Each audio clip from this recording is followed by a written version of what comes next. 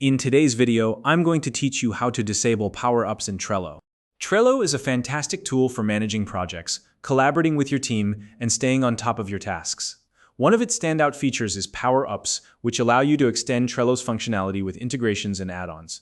However, there might come a time when you no longer need a specific power-up or you want to simplify your workflow.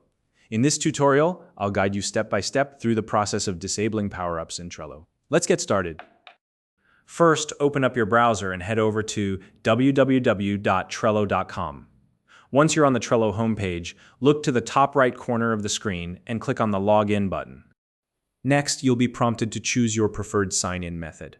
Trello offers several options, including signing in with your email, Google account, or Microsoft account. Select the one that works best for you. After that, enter your login credentials. This could be your email address and password, or you may be redirected to log in through Google or Microsoft depending on your choice.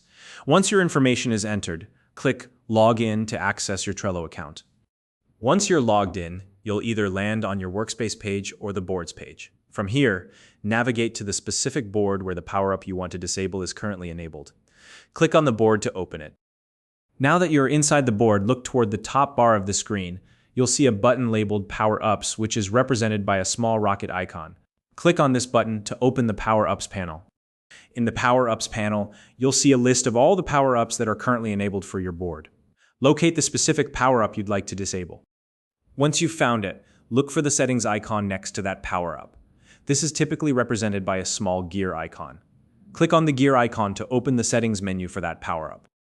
From the settings menu, you should see an option to disable. Click on Disable, and if Trello prompts you to confirm your decision, go ahead and confirm.